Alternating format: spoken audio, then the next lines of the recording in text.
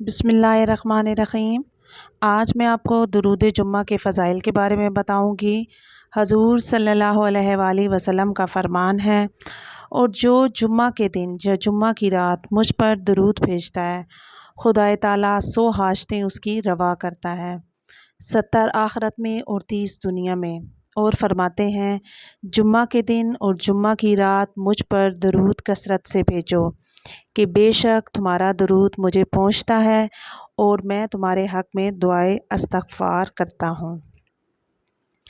مسلم و ابو داؤد ترمذی میں روایت ہے، رسول اللہ صلی اللہ علیہ وآلہ وسلم فرماتے ہیں، جو شخص مجھ پر ایک بار درود بھیجتا ہے، خدا تعالیٰ اس پر 10 بار رحمت بھیجتا ہے۔ عمر بن دینار کی حدیث میں ہے کہ جو شخص میری امت ہے، با اخلاص مجھ پر درود بھیجتا ہے، اللہ تعالیٰ اس پر 10 بار رحمت نازل فرماتا ہے، اور اس کے 10 درجے بلند کرتا ہے، اور اس کے لیے 10 نیکیاں لکھتا ہے، اور اس کی 10 برائیاں مٹاتا ہے۔ حضور صلی اللہ علیہ وآلہ وسلم نے فرمایا، قیامت کے دن 3 شخص عرش کے سایہ میں ہوں گے، جس دن اس کے سوا کوئی سایہ نہ ہوگا۔ صحابہ رضوان اللہ تعالیٰ اجمعین نے عرض کیا، یا رسول اللہ صلی اللہ علیہ وآلہ وسلم، وہ 3 شخص کون ہیں؟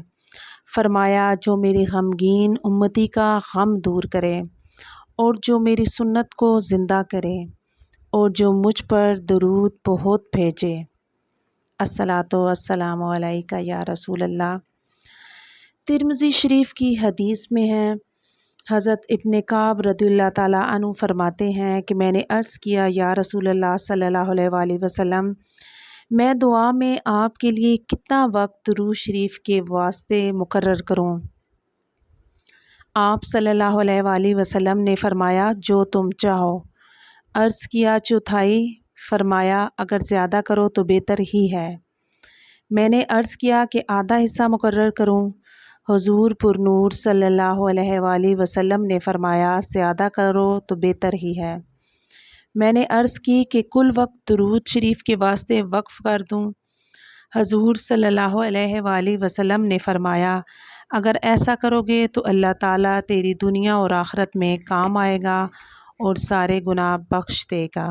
جب کوئی سخت پریشانی ہو اور دل ڈوب رہا ہو، یا دل کی دھڑکن بڑھ گئی ہو، آس پاس کوئی ہمدرد یا غمخوار نظر نہ آئے جس سے اپنا غم سنا سکے، اس وقت اللہ کے محبوب اعظم کا امتی غلام اپنے آقا سے کرم کی نظر کی بھیک مانگے، اور درود شریف اتنی آواز سے پڑھے کہ ہر حرف کی آواز اپنے کانوں میں صاف آئے، اور دل میں اپنے آقا کا تصور ہو۔ پھر دیکھیں کہ آقا و مولا غمی کو خوشی میں کس طرح تبدیل فرماتے ہیں۔ ہماری اس سے بڑھ کر خوش نصیبی کیا ہوگی کہ ہم درود پاک پڑھیں اور حضور صلی اللہ علیہ وآلہ وسلم کی نظر رحمت ہماری طرف متوجہ ہو، اور خدا کی رحمتیں ہمیں اپنی آغوش میں لے لیں۔ حقیقت تو یہ ہے کہ درود شریف دعا سے بہتر ہے کہ ہم ایک بار حضور صلی اللہ علیہ وآلہ وسلم پر درود پڑھیں اور 10 بار رحمت الہی کے مستحق بنیں، 10 نیکیاں بڑھیں، 10 گناہ مٹیں، اور حضور صلی اللہ علیہ وآلہ وسلم ہمارے لیے 10 بار دعا فرمائیں۔ اس طرح 100 بار درود پڑھا تو 1000 رحمتوں کے مستحق ہوئے، 1000 گناہ مٹے، 1000 نیکیاں ملی، 1000 بار حضور صلی اللہ علیہ وآلہ وسلم نے ہمارے حق میں دعا فرمائی۔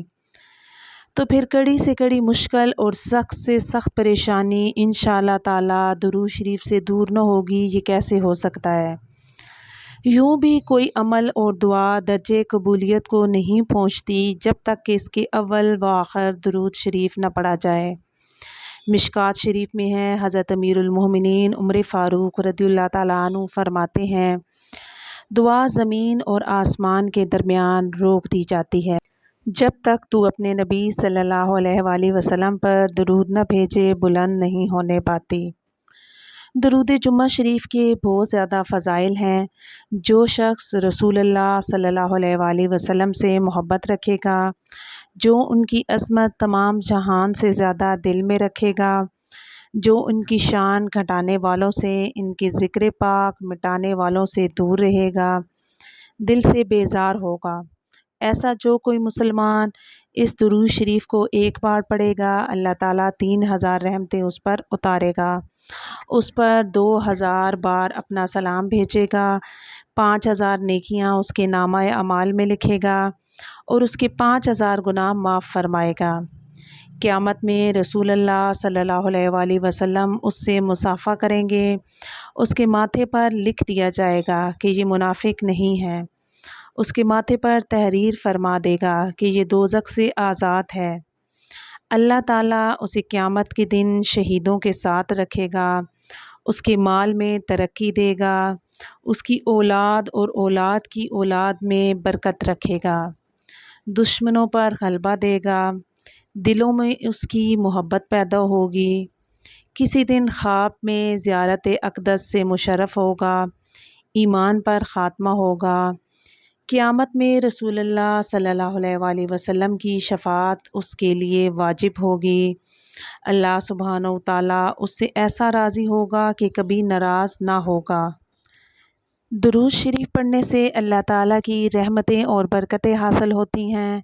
اللہ تعالیٰ ہمیں حضور صلی اللہ علیہ وآلہ وسلم کے اسوہ حسنہ پر چلنے کی توفیق عطا فرمائے، آمین۔ اللہ حافظ۔